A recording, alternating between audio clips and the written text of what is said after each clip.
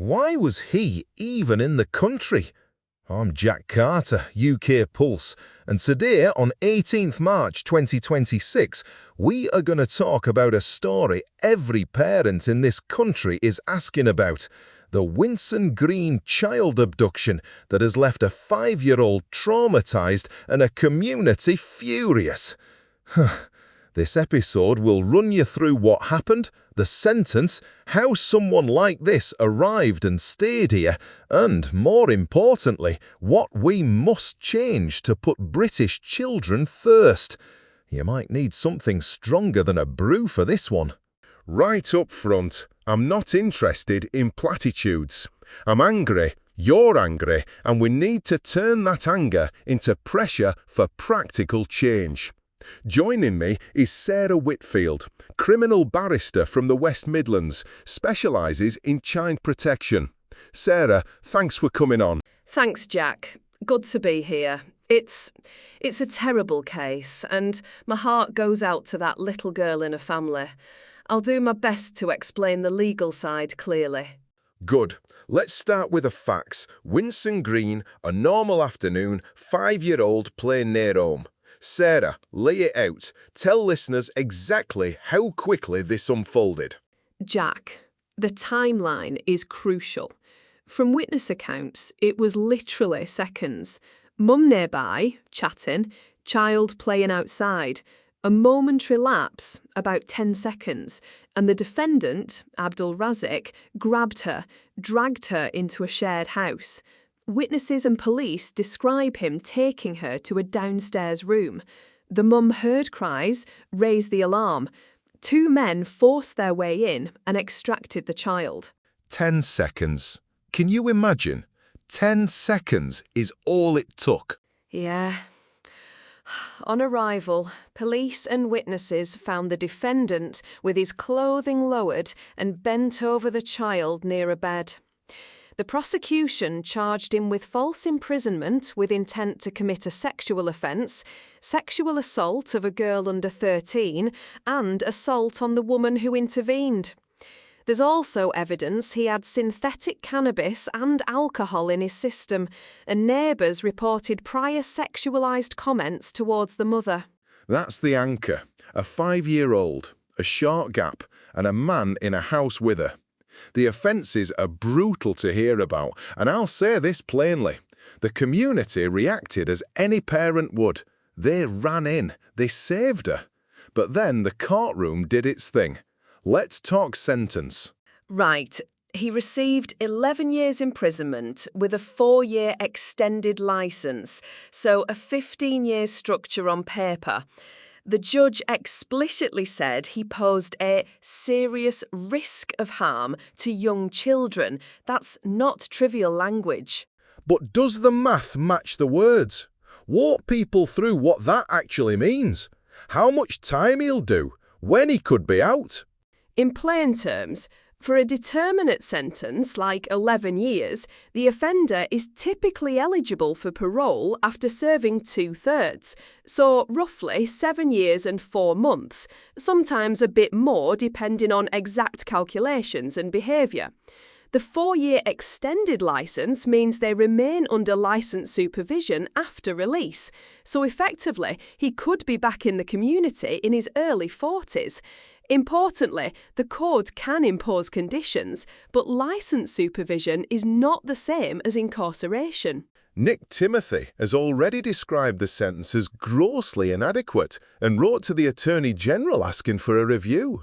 I get the legal technicalities, Sarah, but a psychiatrist in court or the judge saying serious risk of harm, and then, 7 years and he's eligible for parole? That feels like a mismatch. I understand that visceral reaction. The sentencing framework is what it is under current law. There's room for appeal or review, but those are limited. Also, remember, the longer-term trauma for the child lasts a lifetime. A finite prison sentence can feel, and often is, insufficient for victims and families. Exactly. So we have the verdict and a sentence that to many feels like a slap. But something else has everyone asking the same burning question. How did he get here in the first place? How did this happen in Winson Green? Jack, that's critical. The defendant is Sudanese. Over the last few years, Sudan has been one of the nationalities frequently crossing the channel in small boats, roughly 10 to 11% of small boat crossings. Many claim asylum, understandably, war, instability, genuine fear, and the UK grant rates for some of these claims can be high, often reported around 80 to 90% in certain cohorts. But the system is overloaded. And overloaded is a mild word. The basic problem, when thousands come in small boats, the Home Office struggles to do meaningful vetting. 95% claim asylum on arrival. They're housed, given a case, and then you get a backlog months, even years long. From failed states like Sudan, getting reliable criminal records or cooperation is practically impossible. So what do? We let people in without proper checks. They're in communities, and some, the tiny minority who are dangerous, can slip through. Yes. Practically, vetting requires source country cooperation, biometrics checks and time. From war zones, you often can't rely on official records. The backlog and resource constraints mean initial screening is limited. That's a structural failure. It doesn't excuse criminality, but it helps explain how someone with a dangerous propensity might be in the UK and not flagged early. Listen, most migrants are not criminals, make no mistake, but systems must be built to prevent predators getting in or to identify them fast. Right now, the loopholes are wide. And the politics? Both big parties share blame. Government after government has failed to fix this. Jack, can I stop you there? I want to stress one legal point. Removal of foreign offenders post-sentence is complicated by human rights law, by the European Convention on Human Rights, and by the practicalities of deportation. Courts often weigh the right to family life, the risk of harm in the receiving state, whether the state will cooperate. So even where the policy intent is clear, implementation is messy. Yeah, and that's where the politics come in. The Tories opened the floodgates with a so-called Boris wave and then spent years arguing over boats. Labour talks tough now, but when push comes to shove, we don't have the fast automatic removals I think are necessary. The ECHR is often cited as the blocker, that legal wall that lets dangerous people stay because a judge can't send them where they'd face a risk. Sarah, how big a barrier is the ECHR in practical terms? It can be a significant barrier. Article 3, Prohibition of Inhumane or Degrading Treatment, prohibits deportation if there's a real risk the person would be tortured or treated inhumanely. Also, Article 8, Right to Private and Family Life, can delay removal where there are strong family ties in the UK.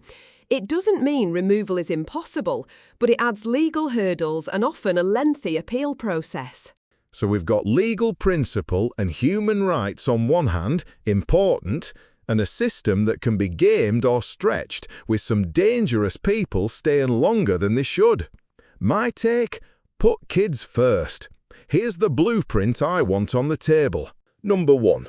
Automatic deportation of foreign offenders on completion of their sentence as the default. Exceptions should be genuinely rare and tightly defined. Number 2. Real front-loaded vetting at arrival. If you can't verify background from a failed state, you get special scrutiny. Number 3. Fast-track processing and removal for failed asylum claims. No indefinite limbo. Number 4. Be willing to reconsider the ECHR membership if it stands in the way of removing serious child risk offenders. Number 5. Zero tolerance for anyone who poses a risk to children. Tighter bail, monitoring, immediate detention where risk is clear. Sarah, practical? Jack, I'm broadly aligned on the priority. Child safety must come first, but there are operational realities. Automatic deportations sounds straightforward, but for some countries you cannot safely return people. Also, if we say automatic, that risks unlawful removals if due process is not preserved. On vetting, yes, more resources, better international cooperation and intelligence-led checks would help.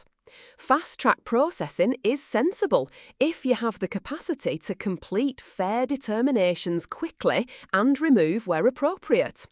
Leaving the ECHR, that's a political nuclear option with significant diplomatic and legal consequences. I know it's not simple, I'm not pretending it is. But when a judge says serious risk to young children, and we still have a system that allows potential release after 7 years and messy deportation processes, people feel the state is failing their kids. That anger is the point. We want solutions that actually protect children, not clever legalisms that leave them exposed. There's another important angle: rehabilitation and monitoring. If someone is to be released and not deported, intensive supervision, electronic monitoring, and specialist sex offender interventions must be non-negotiable. The public needs assurance that proper safeguards are in place, and frankly, currently there are gaps in multi-agency communication and resourcing. Exactly. Tough justice plus tough monitoring. Now, I want to make something crystal clear. This isn't about race. Sarah? Yes, this is not a racial argument. Our focus is criminal behaviour and protecting children. The vast majority of migrants are law-abiding and many bring huge benefits.